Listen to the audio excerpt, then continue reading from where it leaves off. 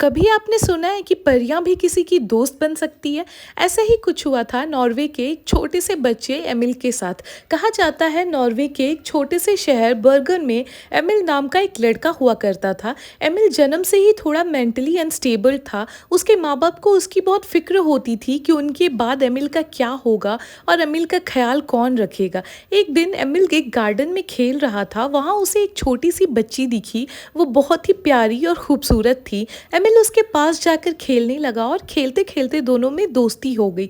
उसके बाद एमिल भी डेली उस गार्डन में खेलने जाता था और वो बच्ची भी डेली वहाँ आती थी। ऐसे ही समय बीतता गया और एमिल धीरे धीरे मेंटली ठीक होने लगा था।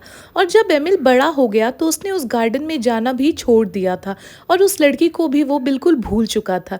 एक दिन एमिल किसी काम से बाहर जा रहा था। उसने देखा उसी गार्डन में एक बच्ची बैठ के रो रही है, बिल्कुल उसी जगह जहाँ पर एमिल खेला करता था। एमिल उसके पास गया और उससे पूछा, तुम क्यों रो रही हो? क्या किसी ने तुमसे कुछ कहा है? तो उस बच्ची ने कहा, मैं एमिल का वेट कर रही हूँ। एक दिन एमिल खेल कर घर गया और फिर वापस ही नहीं आया। एमिल बिल्कुल शॉक्ड हो गया। उसने जैसे ही उस बच्ची को टच किया वो गायब हो गई। एमिल भागता हुआ घर आया और सब कुछ अपने घर वालों को बताया।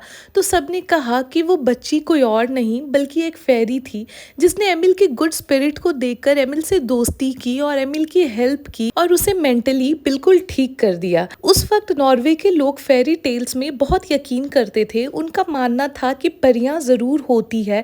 अगर आपका दिल अच्छा है और आप किसी मुसीबत में हो तो परियां आपकी मदद करने के लिए ज़रूर आती है। वैसे तो परियों के बारे में और भी बहुत सारी कहानियां हैं, लेकिन इन कहानियों में कितनी सच्चाई है ये किसी को नहीं पता। क्या आपने भी पहले कभी ऐसी परियों की कहानियां सुनी थी?